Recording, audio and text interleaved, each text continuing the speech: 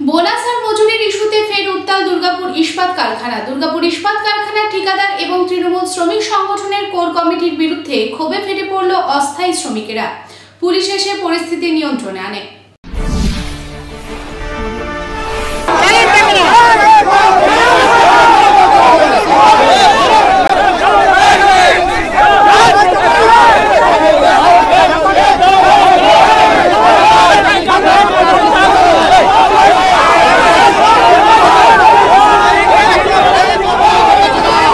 বুধবার শুরু হলো উত্তেজনা দুর্গাপুর ইস্পাত কারখানায়। ঠিকা শ্রমিকদের অভিযোগ, শ্রমিক সংগঠনের বর্তমান কোর কমিটির ব্যর্থতার জন্যই তাদের প্রতিনিয়ত সমস্যার মুখে পড়তে হচ্ছে।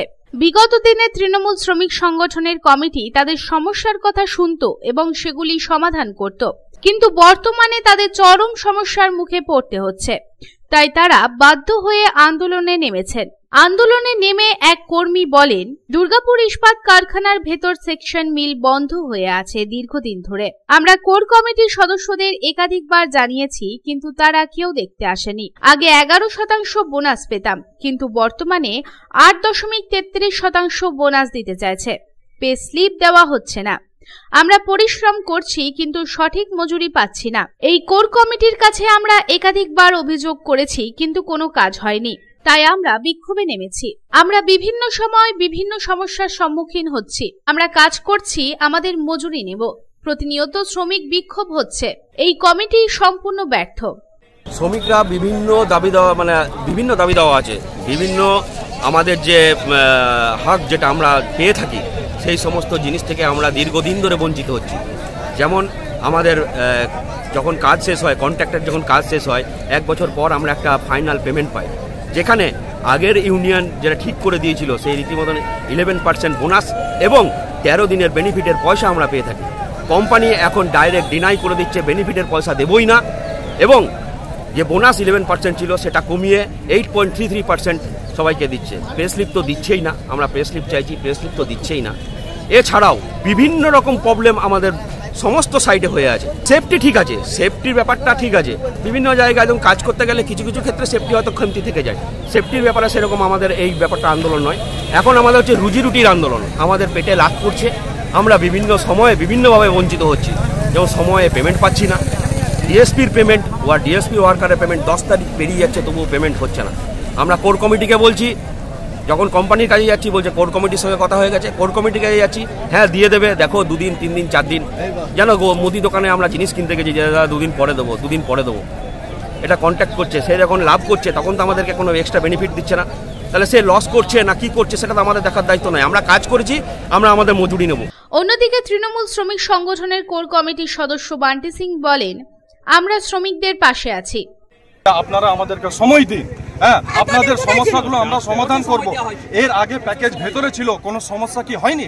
বহু সমস্যা হয়েছে, বহু ছোট বড় সমস্যা হয়েছে, কিন্তু তখন কেন ওয়ার্কারের কথাকে গুরুত্ব দেওয়া হয়নি? এই গেটে মঞ্চ করে বহু ছোট বড় মিটিং হয়েছে, এবং সেই মিটিংয়ের যে বার্তা আমরা পেয়েছি বারবার, তাতে যেন মনে হয়েছে যে ওয়ার্কাররা এখানে ফাঁকিবাজ, ওয়ার্কাররা কাজ করছে না, ওয়ার্কারের স্বার্থে আমরা কোনো ব্যবস্থা পাইনি। শুধু পেয়েছি কি বায়োমেট্রিক পেয়েছি। বায়োমেট্রিকটার ওপর প্রচুর জোর দেওয়া হয়েছে, শ্রমিকরা মেনে নিয়েছে, কিন্তু শ্রমিকের যে সমস্যাগুলো সেই সমস্যাগুলো সমাধান আমরা কোথায় নিয়ে যাব?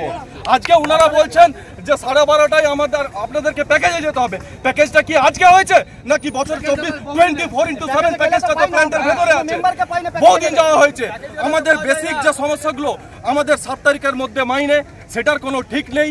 আমাদের ডিএবিসে বেসিক যেটা 2023 থেকে আজ থেকে 5 থেকে 6টা বেড়ে গেছে, সেই টাকাটার কোনো পরিষ্কার ইনস্ট্রাকশন আমরা কমিটি থেকে ওয়ার্কার পাইনি। সিএলসির বর্ধিত বেতন পাচ্ছেন না, পাইনি। ঠিক আছে, 2023 থেকে মে থেকে শুরু করে আজ থেকে যে 6 মাস পর ডিএটা বাড়ে, সেটা প্রায় 5-6টা বেড়ে গেছে।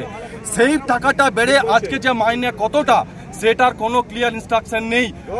ঠিক আছে, দ্বিতীয় কথা, ওনারা বলতে চাইছেন যেটা শোনা কথা, কোনো ক্লিয়ার কোনো ইনস্ট্রাকশন নেই। ওনারা যেটা বলতে চাইছেন যে এটা পিএফ ইএসআই এর জন্য এই সমস্যাটা হচ্ছে। তো তাহলে কি আমরা এটা মেনে নেব যে পিএফ ইএসআই নেবার জন্য আমরা সারা জীবন ওই 18,000-এই কাজ করব? আমাদের কি পয়সা বাড়বে না? দুর্গাপুর থেকে সাধন রোজের report, public Times. I am Dr. Radha Krishna. I am a gastroenterologist and a liver specialist. So I do visit Durgapur once a month. I stay here for 2 days. So we do different types of procedures pertaining to gastroenterology and liver. So we have a range of evaluations that we do here. We do the routine endoscopy, colonoscopy. Starting from there, we have advanced technologies like nasal endoscopy, liver fibroscan, capsule endoscopy.